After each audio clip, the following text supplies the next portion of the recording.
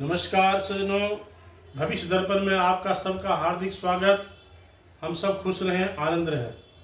सज्जनों, आज मैं दो शब्द आप सबको एकादशी के विषय में बताना चाहता हूँ। और कुछ जो एकादशी है, एकादशी तो सभी बढ़िया है, साक्षात भगवान नारायण का उपासना है, इससे तो बड़ा कोई व्रत ही नहीं है, व्रतराज है एकादशी। किंतु कुछ एकादशी जैसे कि देवशयन एकादशी, कर्मा धर्मा एकादशी, देवउठनी एकादशी, ये सब जो एकादशी है इसका अलग महत्व है अपने आप में। सज्जनों, देवशयन एकादशी के बाद जो आषाढ़ महीना में देवशयन एकादशी, ऐसा बोलते हैं देव सोते हैं, तो भगवान विष्णु का जो है ध्यान में मग्न रहने का और ध्यान मुद्रा में रहने का जो है समय चला जाता है। हम लोग सोने, भगवान तो सो नहीं सकते हैं, ध्यान में चले जाते हैं। तो जब भगवान ध्यान में जाते हैं तो ठीक आषाढ़ महीना का एकादशी, श्रावण महीना का एकादशी, भाद्रपद महीना का जब ये एकादशी आता है, इसका नाम पद्मा एकादशी भी है।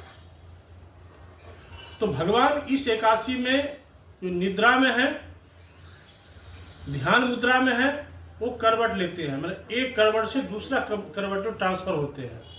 इसीलिए इनका नाम है कर्मा धर्मा, मतलब एक साइड से दूसरा साइड ट्रांसफर होना। ये बहुत ही महत्वपूर्ण एकादशी है सज्जनों। और पद्मा भी नाम है। पद्मा का नाम किसका नाम है? पद्मा, माँ लक्ष्मी।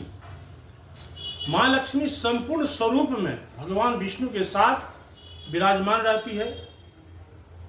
शेषनाग पर में शांताकारम भुजगशयनम पद्मनाभम सुरेशम विश्वाधारम गगन सदृशम मेघवर्णम शुभांगम लक्ष्मीकांतम।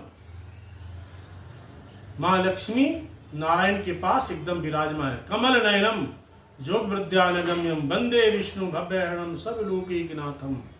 सज्जनों, साक्षात माँ लक्ष्मी नारायण के साथ विद्यमान इस एकादशी का व्रत जो सफल पूर्वक करे उसका जीवन धन्य हो जाएगा, धन्य धान्य से संपन्न होगा, दरिद्रता दूर होगा। अगर जिसका बहुत ही परेशानी है, आर्थिक परेशानी है, आर्थिक टेंशन है, इस एकादशी का व्रत विधिवत अगर करे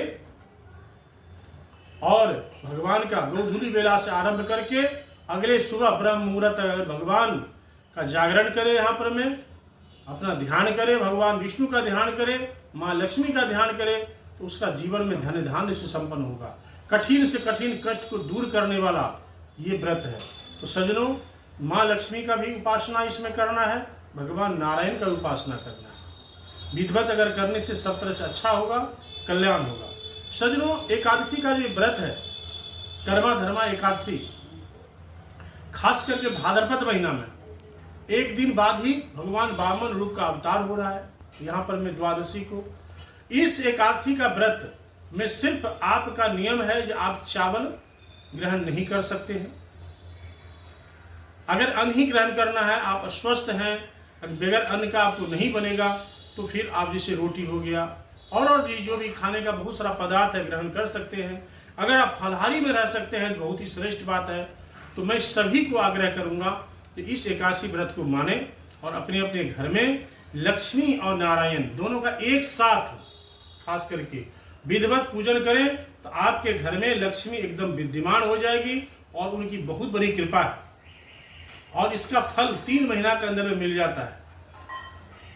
जब एकादशी होता है, देवउठनी एकादशी, भगवान करवट लिए हैं और देवउठनी एकादशी के बाद भगवान जब जागृत होंगे, उसके बाद साक्षात लक्ष्मी की कृपा बरसेगी और हमारे जीवन में हर तरह से कल्याण होगा। तो सज्जनों, एकादशी व्रत का जो नियम है, नियम तो बहुत ही कड़ा है। 10वीं के दिन आप एक भुक्त करिए 2 तारीख को, और उसके बाद में एक भुक्त करने के बाद में एकादशी के दिन सारा दिन व्रत करिए एक टाइम। इसका नाम ये एकादशी है। एक बार जो भी फलाहार लेना है, अल्पाहार लेना है, वो लीजिए और फिर अगले दिन सुबह में ब्राह्मण भोजन, गरीबों को दान, ये सब करके और उसके बाद आप प्रसाद, तुलसी दल लेके प्रसाद ग्रहण करिए। माँ तुलसी का विशेष पूजा करने का प्रावधान है। माँ तुलसी नारायण का भी पूजा करें और साथ में इस एकादशी में माँ लक्ष्मी पूजन का विशेष, जैसे कि प्रबोधिनी एकादशी में, देवउठनी एकादशी में माँ तुलसी और नारायण का विशेष प्रधानता है। इस एकादशी में साक्षात माँ लक्ष्मी नारायण के पास विराजमान रहती है। सज्जनों, अगर आपको धन संपदा चाहिए, आपका परेशानी है, टेंशन है, हाँ, आपकी बिटिया का शादी विवाह मंगल कार्य में कोई बाधा उत्पन्न हो रहा है, तो इस एकादशी व्रत को बढ़िया से करिए और उसका सफलता जो भी होगा, इससे पूरा परिवार में कल्याण होगा। तो सज्जनों, अपने अपने घर में विधिवत एकादशी मनाएं और करें। इसका टाइम मंगलवार के रात में 12:49 में एकादशी का जो है कार्यक्रम आरंभ हो जाएगा और उदया तिथि का मान है। इसमें नियम है 1 घंटा भी एकादशी रहेगा तो उदया तिथि के हिसाब से होगा। और इसका जो है कल रात में 1 सवा 1 बजे तक एकादशी तिथि है, तो कल सारा दिन एकादशी है, तो आप करिए। और एकादशी का जो भी पारण वगैरह पारण करना है, अगले सुबह आपको पारण करना है, खास करके 4 तारीख को। तो सज्जनों, हम सभी सनातन धर्म मानने वाले हमारे जितने भाई बंधु बहन, हमारी माताएं, सब विधिवत करें और इस व्रत को सफल करें और सब इसका पुण्य कमाएं। नमस्कार।